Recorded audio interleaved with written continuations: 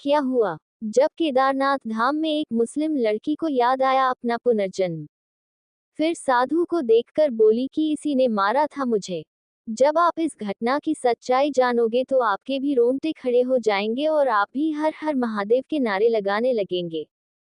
दोस्तों, केदारनाथ धाम एक ऐसा चमत्कारिक मंदिर जहां महादेव साक्षात अपने भक्तों को दर्शन देते हैं। महादेव के इस धाम में जाना करोड़ों सनातनियों का सपना होता है, लेकिन केदारनाथ धाम जाना कोई आसान काम नहीं होता है। करीब 25 किलोमीटर की कठिन चढ़ाई के बाद कभी धूप तो कभी छांव, कभी बरसात तो कभी बर्फ, तो कभी कोई चट्टान धंस जाती है, तो कभी कोई बादल फट जाता है। इन सभी चुनौतियों को पार करके केदारनाथ धाम में महादेव के दर्शन भक्तों को मिलते हैं। इसी बीच केदारनाथ धाम में एक बहुत बड़ा चमत्कार हुआ, जब एक मुस्लिम लड़की को अपना पुनर्जन्म याद आया और फिर वहां पर एक साधु को देखकर बोला कि इसी ने मारा था मुझे। कहानी में आगे बढ़ने से पहले आपसे हाथ जोड़कर निवेदन है कि वीडियो को पूरा जरूर देखिएगा। चैनल पर नए हैं तो आध्यात्मिक कथाएं चैनल को सब्सक्राइब कीजिएगा। एक बार कमेंट बॉक्स में हर हर महादेव जरूर लिखें। दरअसल ये घटना है उत्तर प्रदेश के मेरठ शहर की। एक मुस्लिम परिवार में एक बच्ची का जन्म हुआ, जिसका नाम रखा गया फातिमा। फातिमा अपने माता पिता की काफी लाडली बच्ची थी, लेकिन फातिमा बचपन से ही कुछ अलग सी ही थी। मुस्लिम परिवार में जन्म लेने के बावजूद फटघन बचपन से ही हर हर महादेव का नारा मुंह से बोलती थी। ओम नमः शिवाय का मंत्र बोलती थी, जबकि यह मंत्र किसी ने भी उसे नहीं सिखाया था। उसके माता पिता और उसके परिवार के सभी लोग बहुत ही आश्चर्यचकित होते थे कि आखिर मुस्लिम धर्म की होने के बावजूद फातिमा ये सब मंत्र और हिंदू धर्म की बातें कैसे जानती हैं। अक्सर फातिमा केदारनाथ बाबा के बारे में अपने माता पिता को बताती थी। जैसे जैसे जोया बड़ी होने लगी, उसके अंदर अजीब अजीब से बदलाव होने लगे। जोया मस्जिद तो जाती थी, जोया अपने धर्म की इबादत तो करती थी, लेकिन साथ ही साथ उसके अंदर सनातन धर्म की भी कुछ चीजें ऑटोमेटिक अपने आप पनप रही थी। जैसे कि हर हर महादेव बोलना, ओम नमः शिवाय बोलना, ताली बजाना, ये सब हरकतें उसके माता पिता को परेशान करती थी। अक्सर जोया रात में नींद ही से उठकर जोर जोर से रोने लगती और अपने माता पिता को कहती कि मुझे केदारनाथ धाम ले चलो, मुझे केदारनाथ जाना है, मुझे महादेव के दर्शन करने हैं। उसके माता पिता बहुत डर जाते थे, लेकिन जैसे तैसे वह समय आगे बीता रहे थे। जोया करीब 12 साल की हो चुकी थी। उसके माता पिता ने कई डॉक्टर से भी सलाह ली, कई डॉक्टर को चेकअप करवाया, कई हकीमों को बताया, कई पीर बाबाओं के पास भी वे गए, लेकिन सभी ने कहा कि बच्ची में कोई दिक्कत नहीं है। लेकिन एक रात जब जोया अपने माता पिता के साथ सो रही थी तो अचानक जोया खूब जोर जोर से रोने लगी और जोर जोर से चिल्लाने लगी। उसके माता पिता उसे उठाने की कोशिश कर रहे थे, लेकिन नींद में वह अपने मुंह से बचाओ बचाओ चिल्ला रही थी। जोर जोर से हमें बचा लो, हमें बचा लो, चिल्ला रही थी और अपने मुंह से विनोद विनोद चिल्ला रही थी।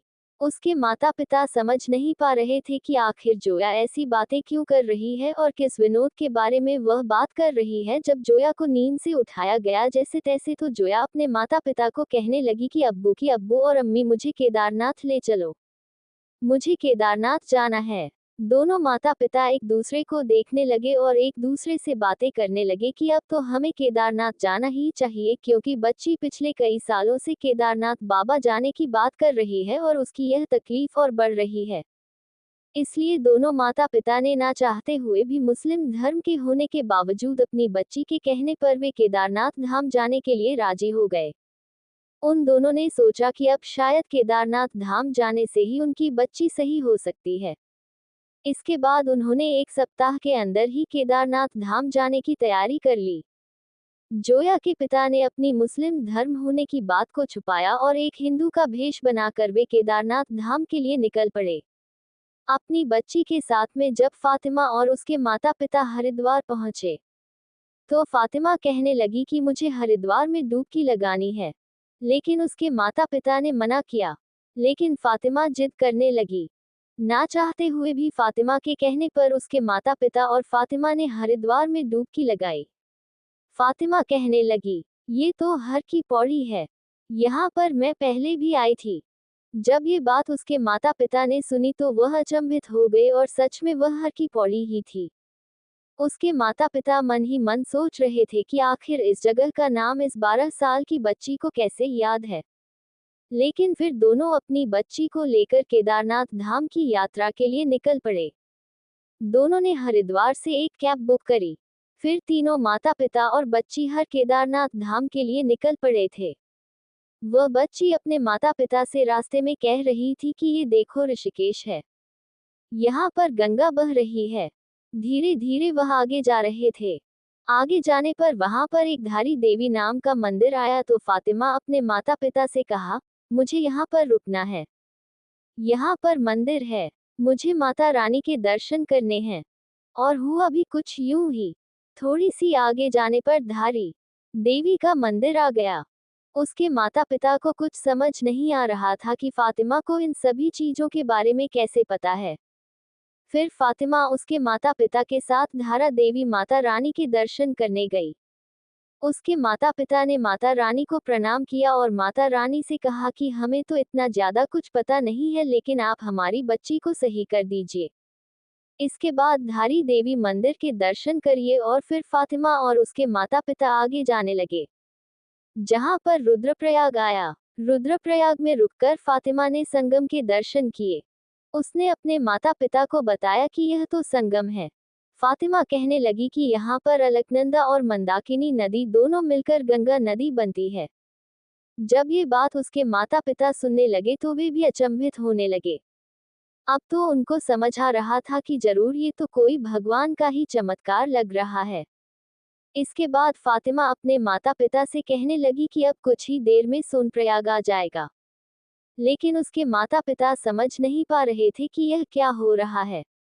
टैक्सी वाले ने सोनप्रयाग में तीनों माता पिता और बच्ची को उतार दिया।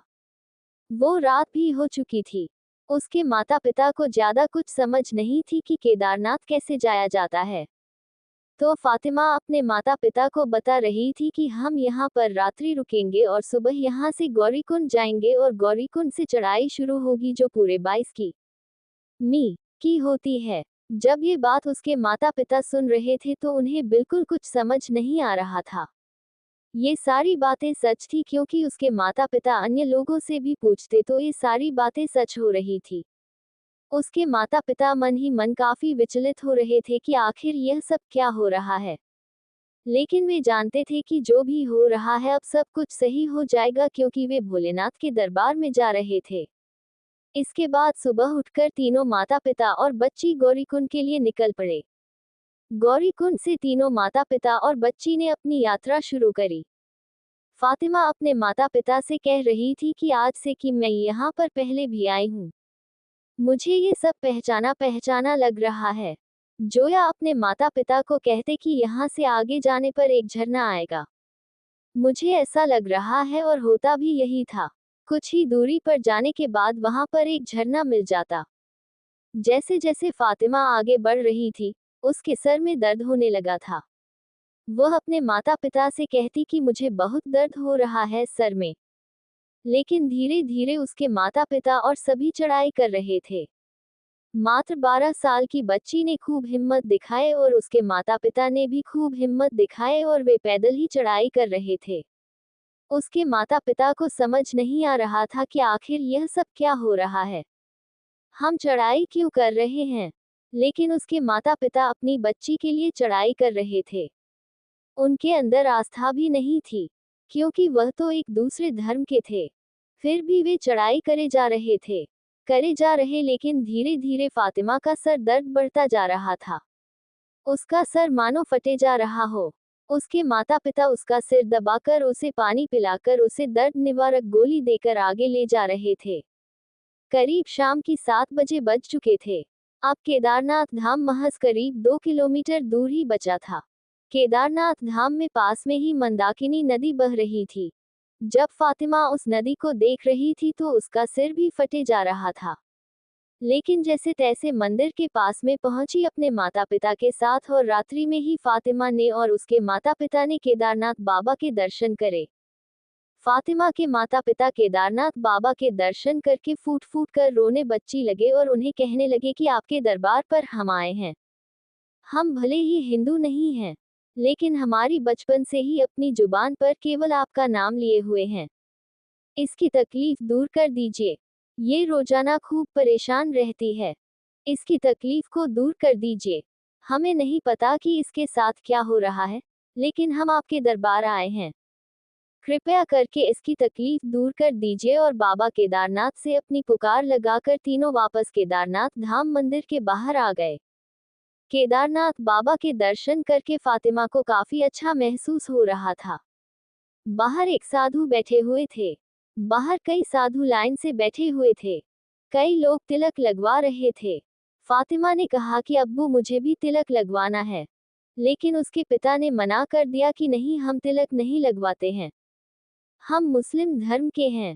लेकिन फातिमा खूब जिद करने लगी। तब उसकी माँ अपने पति यानी कि फातिमा के पिता से कहने लगी कि अपनी बच्ची की जिद क्यों नहीं पूरी कर रहे हो, क्यों हिंदू मुस्लिम कर रहे हो। फिर ना चाहते हुए भी फातिमा के पिता फातिमा को तिलक लगवाने के लिए जाते हैं। वहां पर एक साधु बैठे हुए थे। उन साधु से उनके पिता ने कहा कि मेरी बच्ची को तिलक लगवा दीजिए। फिर वह साधु उस बच्ची को तिलक लगाने लग जाता है। लेकिन जैसे ही फातिमा की नज़र उस साधु के चेहरे पर पड़ती है तो फातिमा जोर जोर से चिल्लाने लगती है और उस साधु को कहने लगती है, क्यों मारा तूने, क्यों मारा तूने। वह बहुत परेशान हो जाती है और जोर जोर से चिल्लाती है। आसपास खड़े सभी लोग यह मंजर देख रहे थे। उसके माता पिता भी डर चुके थे। ऐसा मंजर वहां पर हो गया था। फातिमा संभल ही नहीं रही थी अपने माता पिता से और अचानक से फातिमा चिल्लाते चिल्लाते वहीं पर खड़ी खड़ी बेहोश हो गई। उसके माता पिता को कुछ समझ नहीं आ रहा था।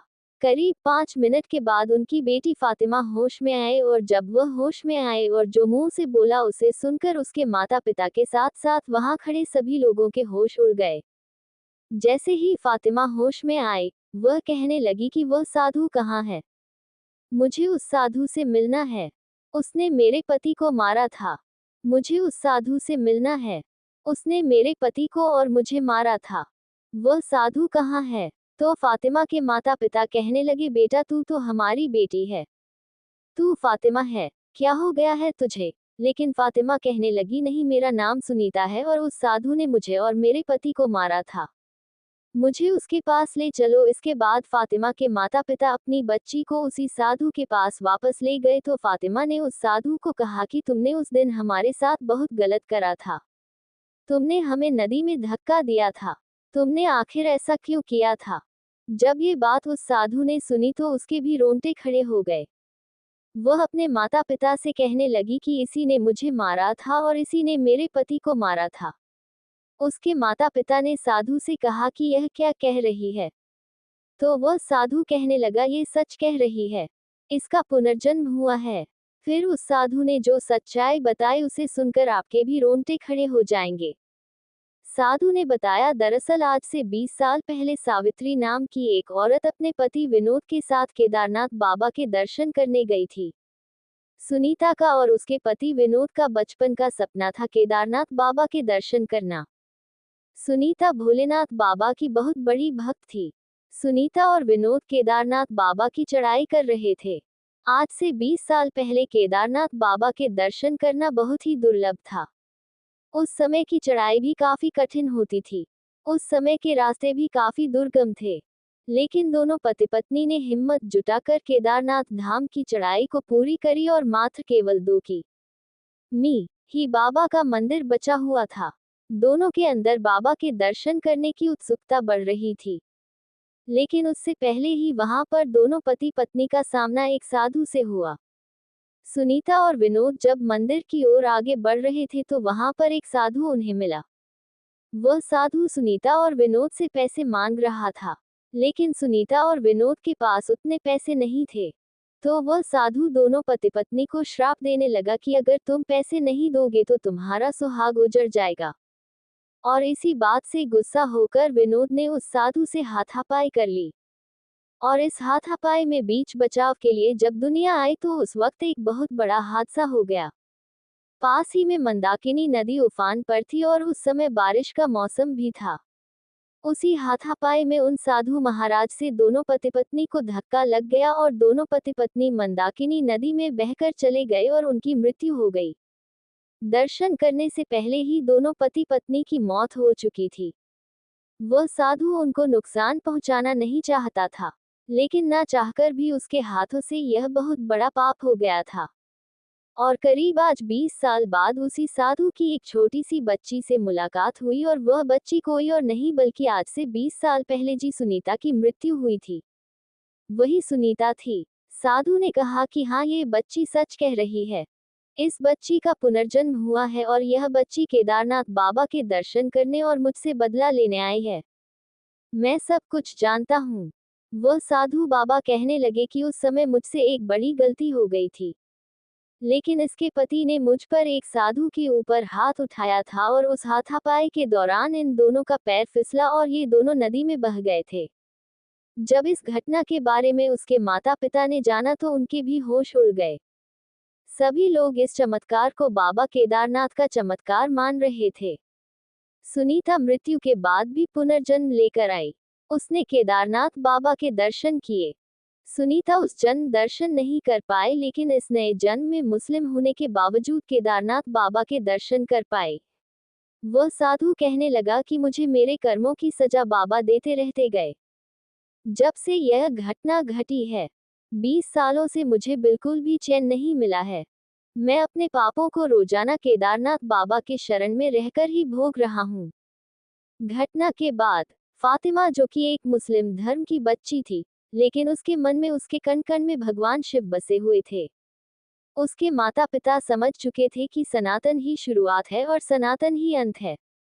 इस घटना के बाद फातिमा और उसके माता पिता ने भी सनातन धर्म को अपना लिया, क्योंकि उसके माता पिता भी सनातन धर्म की ताकत पहचान चुके थे और बाबा महादेव के चमत्कार को समझ चुके थे।